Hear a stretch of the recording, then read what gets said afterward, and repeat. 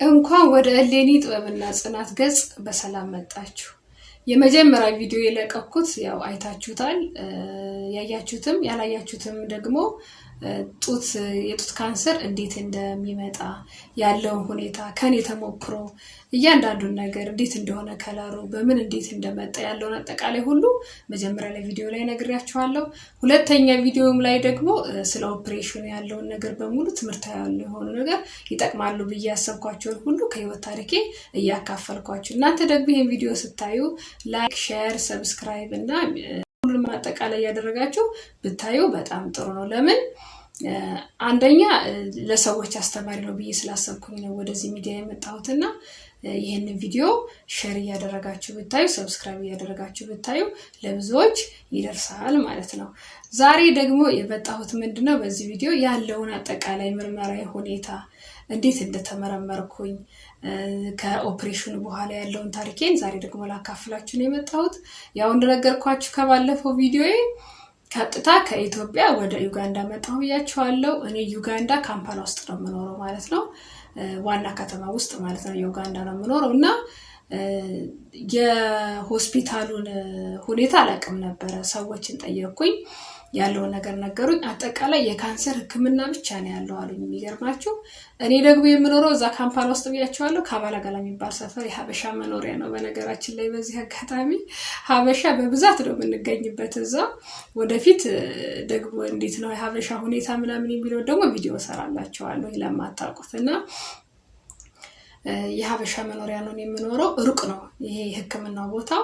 ያን ነገር አጣራንና እኔና ባለቤቴን ያው እዚህ ሀገር የምንኖረው ቤተሰብ የለም እኔና እሱ ብቻ ነንና ከልጆቻችን ጋር ነው የምንኖረው። አጥያየቅን አፈላለግንና ሄድን ማለት ነው። እዛ ስንሄድ የመጀመሪያው ምንድነው የሆነው እኔ ብር ምናምን ይያለው ካርድ ምናምን አወጣለሁ ብዬ እነሱ ግን እዛ ስጠይቅ ካርድ አትከፊም የሪፊውጂ ካርድ ካለሽ አትከፊም አሉ። የስደተኛ ወረቀት ማለት ነውና ካርዴን ያሳየኋቸው የስደተኛ ወረቀቴን ሰጠው ካርድ ሳልከፍል ተመዘገብኩ ማለት ነው። የመጀመሪያ ቀን ወደ ህክምና ገባሁኝ። ደረሰኝ ወረፋው።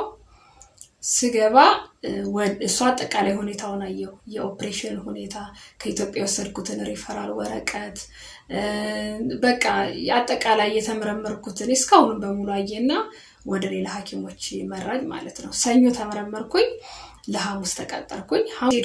ሐሙስ ሄድ ተመልሼ እዛው ሞላጎ የሚባለው ሆስፒታል ማለት ነው ሲሄድ 3 ሐኪሞች የሚገርማቸው ነገር አገኙኝ ማለት ነው። 3 ሐኪሞች ናቸው የመረመሩኝ። እያንዳንዱ ዲቴል ጠየቁኝ።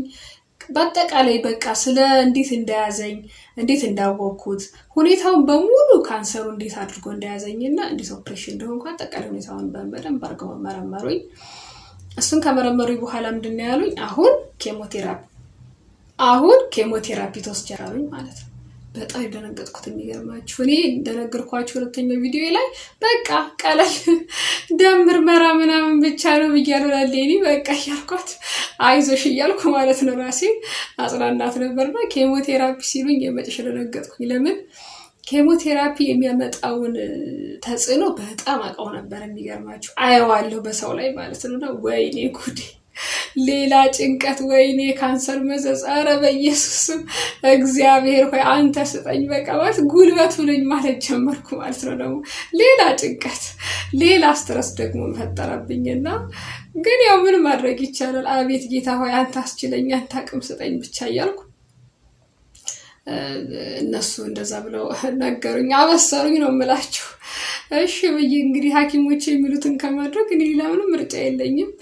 ከዛ ምን አሉኝ ኬሞቴራፒ ከማድረግ በፊት ግን ብዙ ምርመራዎች አሉሻሉኝ ማለት ነውና የደም ምርመራ፣ የልብ ምርመራ፣ ሲቲ ስካን አጠቃላይ በቃ የሰውነቴን በሙሉ ማለት ነውና የደም ምርመራ አልከፈልኩም። ሌላ ምርመራ ነበር ረሳሁት፣ የዛንም አልከፈልኩም። የልብ ምርመራ ግን ከነሱ ውጪ ነው። ከዛ ከሞላጎ ውጪ ሆኖ ሌላ ደግሞ ኒው ሞላጎ የሚባል አዲስ እዛ መመርመር አለብሽ አሉኝ። የልብ ምርመራውን በኡጋንዳ ሺሊንግ እሱን ከከፈልኩኝ በኋላ የልብ ምርመራውን አደረኩ። የደም ምርመራ ሳደርግ ደግሞ የሚገርማችሁ ማለዳ ነው ያሉኝ። በጠዋት ነው ለየተባልኩትና ሲሄድ የነበረ የህዝብ ብዛት በኢየሱስ ይውላችሁ አንዳንድ ጊዜ የሆነ ፈተና ሲገጥማችሁ እኔ ብቻ ነኝ ብላችሁ የምታስቡበት ቀን ጊዜ በቃ እኔን እንደዛ አድርጎኝ ነበር በፊት ማለት ነው። ያኔ ስሰማ በቃ እኔ ብቻ እንደታመምኩኝ፣ እኔ ብቻ እንደተጎዳሁ፣ እኔ ብቻ ካንሰር እንደያዘኝ። አቤት ሰው ልጅ ግን በቃ እኔ ብቻ ነኝ ይመስለኝና ሳየው የህዝቡ ብዛት ኧረ በስመ አብ ወንበሩ ሞልቷል። እንዲያውም እኔ ወረፋ እስኪደርሰኝ ድረስ በዛ በሌሊት ሄጄ ማለት ነው የነበረ ጊፊያ ኡጋንዳ ላይ በቃ ወይኔ ሁሉ እና እዛ መካከል በጣም የታመሙ ነበሩ። ክሪቲካል ፔሸንቶች ማለት በቃ በጣም ዊልቸር ላይ ያሉ፣ እግራቸውም የተቆረጠ አለ፣ እጃቸውም ደግሞ ትንሽ ሻል ያሉ አሉ። ደግሞ ማለት መካከለኛ ሆኖ በቃ ነቃ ነቃ ያሉ ምናምን ደግሞ ሳይ በስመ አብ አልኩ። በቃ ተመስገን ጌታ ሆይ ነው ያልኩትና ጥሩ ላይ ደግሞ ያሉ ደግሞ አሉ እዛ ደም ምርመራ ውስጥና በጣም ብዙ ህዝብ ነበር። ከምነግራችሁ በላይ ቁጥሩ ልነግራችሁ አልችልም። በጣም ብዙ ነበርና ያው ወረፋ ደረሰኝ። ደም ምርመራ ተመረመርኩኝ፣ ተወሰደልኝ።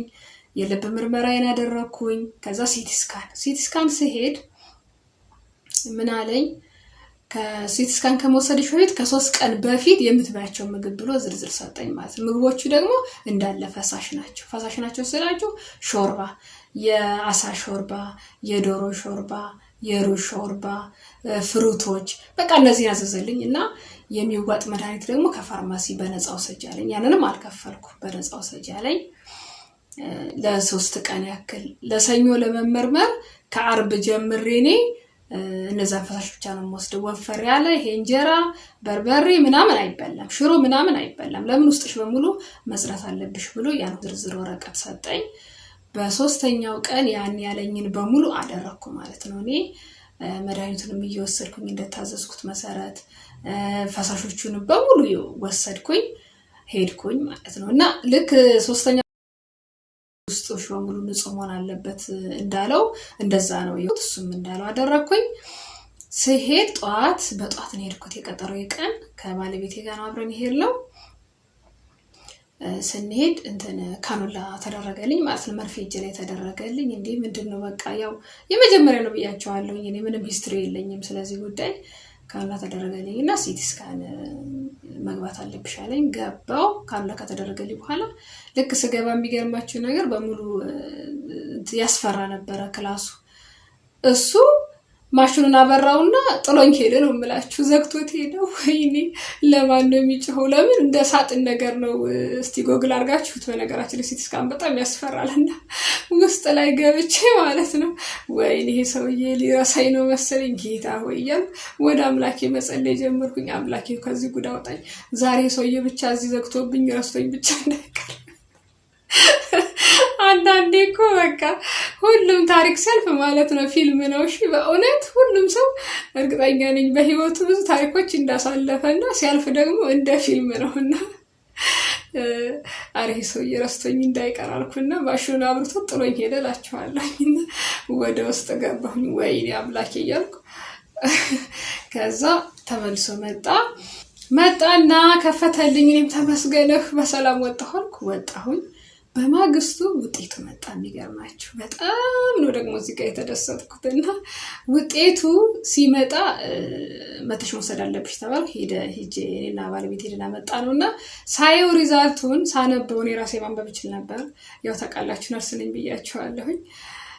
ሳየው ኩላሊትሽ፣ ጉበትሽ በቃ ኦልሞስት አጠቃላይ ማንነቴ በጣም የተሻለና ንጹህ እንደሆነ ማለት ነው። ምንም አይነት ካንሰሩ እንደማይታይ።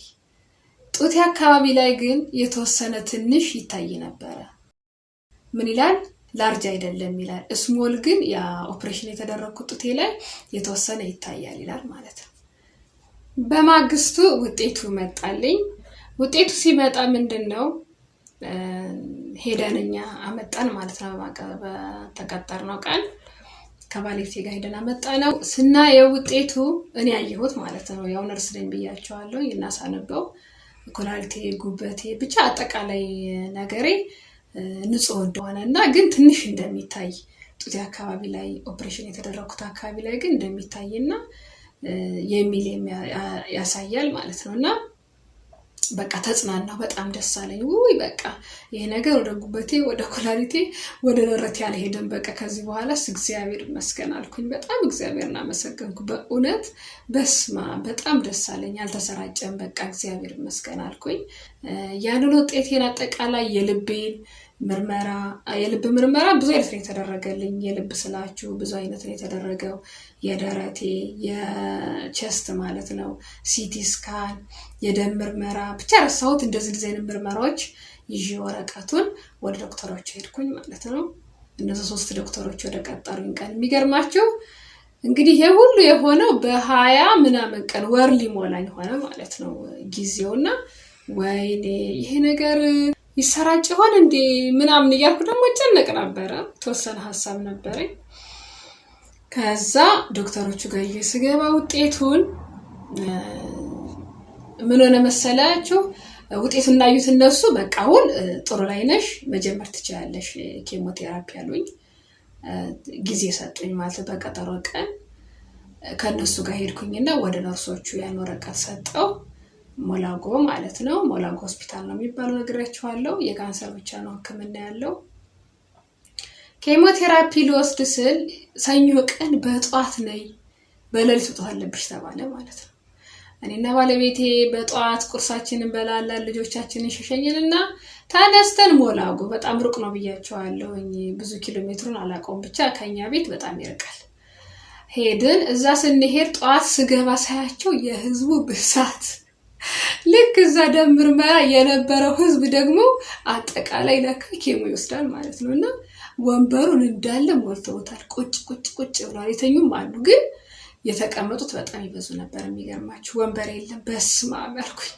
ከዛ እኔ ወጣት ይጃለው ብያሉ ለካ በሌሊት የሄደ ህዝብ ብዛት ወይ ጉድ ገረመኝና እዛ ወረፋ የደረሰኝ ስገባ መርፌ ያደረጉልኝ ካኑላ ማለት ነው ተደረገልኝ መጀመር ለሁሉም ሰው የሚገርማችሁ ካኑላ የሚያደርግ ሰው ሌላ መድኃኒት የሚሰጠው ሰው ሌላ ስም የሚጠራው ሰው ደግሞ ሌላ ነውና ገረመኝ በጣም ማለት የተለየ አሰራር ነው አንድ ክላስ ውስጥ ሆነ ይውላችሁ ስም የሚጠራ አለ እንት መርፌ የሚያረግ ሰው አለ እንደገና ደግሞ የሚያስተምር አለ እንዲያርጉ እንዲሁኑ ምናምን የሚልና በጣም ብዙ ናቸው ነርሶቹ በቃ እንደው በእርግጠኝነት ቁጥሩ እንደው 78 ይሆናሉ በጣም ብዙ ናቸው በጣም ገረመኝና የህዝቡን ብዛት ልነግራችሁ አልችልም በእውነት እንዲያውም እነሱ ስታይ ወይኔ ተመስገን በቃ እኔ ብቻ አይደለሁም ምን ትላላችሁ ማለት መታማቸውን እየደገፍኩ ሳይሆን ቢያንስ ግን ብቻቸው እንዳልሆናችሁ ይሰማችኋልና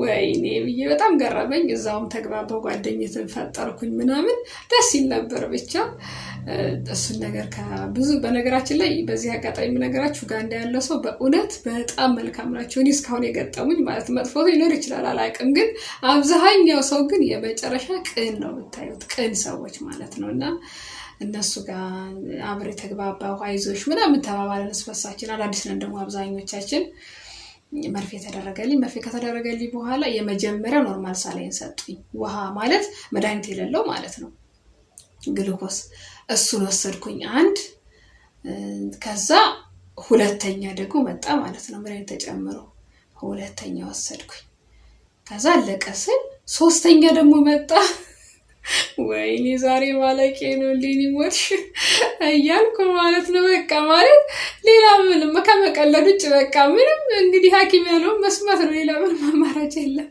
እግዚአብሔር ሆይ አንተ ብቻ ዛሬ ከጎን ይሁን እያልኩ ሶስተኛ እንደልኳችሁ ከዛ አራተኛ ደግሞ መጣ አራተኛው ደግሞ ቀይ ካለር ማለት ነው ወይኔ በቃ ዛሬ ሆስፒታል ማደሬ ነው አልኩ ማለት ነው እንደውም ባለቤቴ ነበረና እሱ ውጭ ላይ ነበረ ደውዬ በቃ ዛሬ እዚሁ ነው ማለት ነው የምናድረው እኔ አላቅም ምናምን አንደኛ የፈራሁት ማደሬን አይደለም ሰውም የለኝም ብያቸዋለሁ ስደተኛ ነን እናሱ ብቻ ነን ልጆቻችን ናቸውና ወይኔ ዛሬ በቃ ማደሬ እያልኩኝ አራተኛው ወሰድኩ ከዛ አምስተኛ ደግሞ መጣ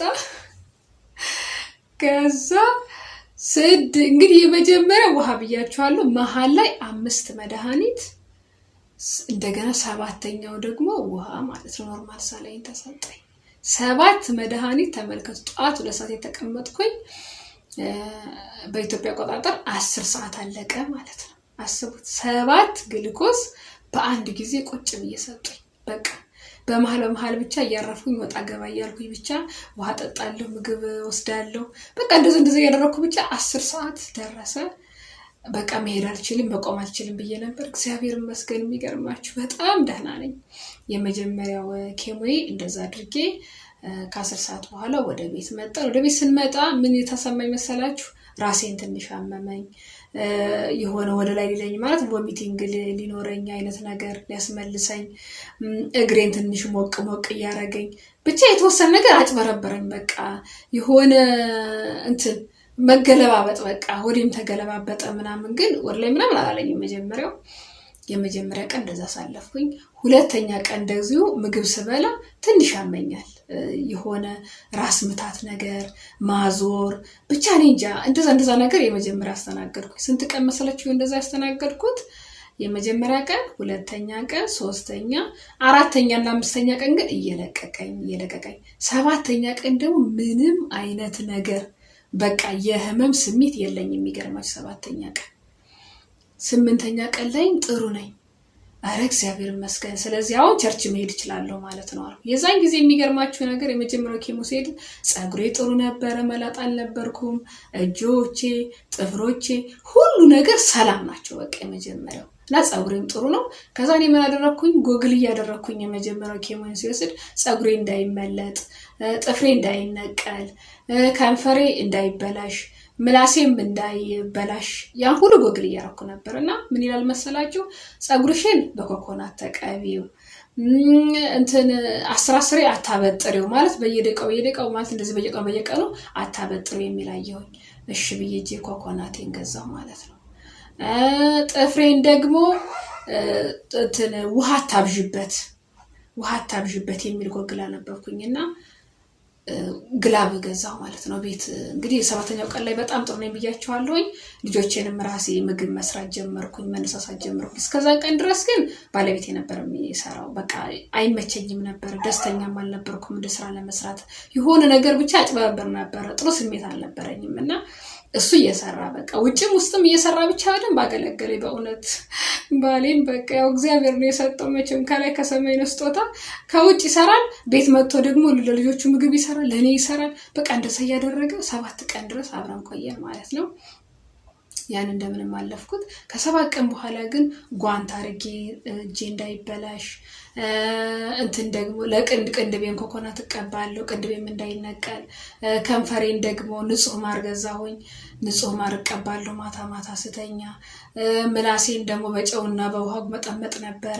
በተለይ የበላሁ ቁጥር በደንብ ነበር መጠመጠው። በቃ ያን ሁሉ ጎግል አድርጌ ነው። ለምን ኬሞ ስትወስዱ ይሄ ሁሉ ተጽዕኖ እንደሚያመጣ እነሱም ነግሮኛል ሐኪሞቹም። ግን ደግሞ የበለጠ ደግሞ እኔም ጎግል እያደረኩ ነበር ፀጉሬ እንዳይነቀል። ብቻ የተቻለኝን አቅም በጣም ይሄን በሌላ ጊዜ በደንብ አድርጌ እሰራላችኋለሁ ይሄን ቪዲዮ። ግን እንደዚህ ትንሽ ልንገራችሁ ብዬ ነው በሰዓቱ ያደረኩትን። እና መጀመሪያው ኬሞዬ እነዚህን ሁሉ አደርግ ነበረ። በደንብ ነበር ራሴን የጠበቅኩት። ግላብ አደርጋለሁ ብዬ ፀጉሬን ኮኮናት እጠቀማለሁ። ጥርሴን በጨውና በውሃ መጠመጣለሁ። ከንፈሬን ማታ ማር እቀባ ነበር። እግሬን ደግሞ ለብ ባለ ውሃ በቲማቲም እያረኩ ዘፈዘፍ ነበር። ለምን ይህን ሁሉ ማደርገው ተጽዕኖዎች እንዳያድሩብኝ ማለት ነው። ያን ሁሉ ካደረኩኝ በኋላ የመጀመሪያው ኬሞ 21 ቀን በየ1 ቀን ነው የተቀጠርኩት። 21 ቀን ሞላኝ እና እስከ 21 ቀን ድረስ እንደ ልብ ይወጣለሁ፣ ገባለሁ፣ እንቀሳቀሳለሁ። አልተቀመጥኩም። የሚገርማችሁ ግን ስወጣ ማድረግ ነበረ፣ ኮፍያ ያደርግ ነበር ፀሐይ ፊቴን እንዳይነካኝ። ፀሐይ ፊታችሁን ከነካችሁ ይበላሻል። ፊትሽ ላይ እዚህ አካባቢ ላይ ማዳት ምናምን ነገር እንዳይኖር ማለት ነው። እሱን ነገር ከዛ ራሴን ጠብቄ የሚገርማችሁ ነገር እዚሁ ጋር እንዳለ ሰው አብዛኛው ሰው አያውቅም ነበረ መታመሜ። ለምን እኔ እወጣለሁ፣ እንቀሳቀሳለሁ፣ አልተኛሁም። ከዛች ከ7 ቀን በኋላ ራሴን እየጠበቅኩኝ ፀሐይ እንዳያገኝ ኮፍያ ምናምን እያልኩ በቃ ሰው ማያውቅም እኔ ነሽ ደህና ነሽ ይለኛል። እኔም ሰላም እግዚአብሔር ይመስገን እያልኩ ብቻ እግዚአብሔርን እያመሰገንኩ ቸርች ሄድ ነበረ፣ ስራ ሰራ ነበረ። እግዚአብሔር ይመስገን በጣም የመጀመሪያው ኬሞዬ ጥሩ ነበረ። ከዛ ልክ 21ኛው ቀን ላይ ሲደርስ 2ኛ ኬሞዬ ደረሰ ማለት ነው። ጥበብ ህመምን ያክማል፣ ጽናት ደግሞ አዲስ ህይወት ይሰጣል። በሚቀጥለው ቪዲዮአችን እንገናኝ።